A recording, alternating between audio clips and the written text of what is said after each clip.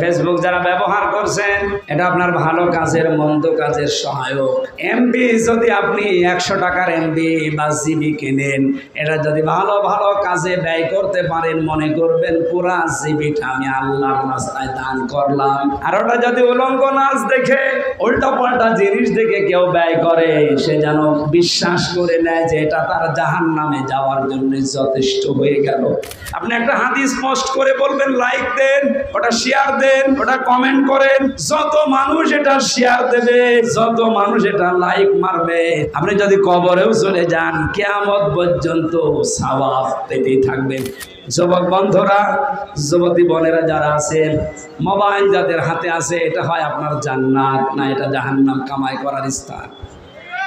এটা এমন কোনো কাজে ব্যবহার করা যাবে না যেন আমার জন্য জাহান্নাম ওয়াজিব হয়ে যায়। এটা এমন এমন কাজে লাইক দেবেন, শেয়ার করবেন, কমেন্ট লাগাবেন, যেটার দ্বারা মারা যাওয়ার পরও সাদগায়ে জারিয়ার সওয়াব হতেই থাকে।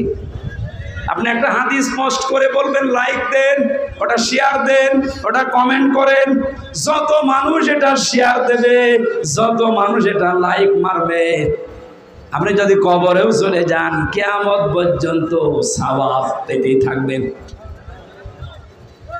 হযরত আইয়ুব আলাইহিস সালাম যে বিপদে পড়েছিলেন, এই যে লাইক দেওয়া, শেয়ার করা, এই শব্দটা আইয়ুব আলাইহিস সালামের জীবন থেকে নেওয়া। ফাস্তাজাবনা লাহু ফানাজ্জাইনাহু, আল্লাহ পাক বলেন আমি আল্লাহ আইয়ুবের ডাকে সাড়া দিয়েছিলাম, তার মানে তাকে আমি লাইক করেছিলাম, তার জীবন থেকে দূর করে দিয়েছিলাম। এটা আমি শেয়ার করে জানিয়ে দিয়েছিলাম যে তোমার জীবনের নিয়ামতগুলো আমি আবার ফিরিয়ে দিলাম।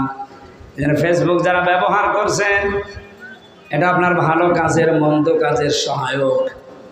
এমবি যদি আপনি 100 টাকার এমবি বা জিবি কেনেন, এটা যদি ভালো ভালো কাজে ব্যয় করতে পারেন, মনে করবেন পুরা জিবিটা আমি আল্লাহর রাস্তায় দান করলাম। আর ওটা যদি উলঙ্গ নাচ দেখে, উল্টা পাল্টা জিনিস দেখে কেউ ব্যয় করে, সে যেন বিশ্বাস করে নেয় যে এটা তার জাহান্নামে যাওয়ার জন্য যথেষ্ট হয়ে গেল। আল্লাহ আমি সহ যারা এগুলো ব্যবহার করি, তোমার ইসলামের জন্য, দ্বীনের জন্য, মানবতার জন্য ব্যয় করার তৌফিক দাও, বলেন আমিন। বারাকাল্লাহু লানা ওয়া লাকুম ফিল কোরআনিল আযীম।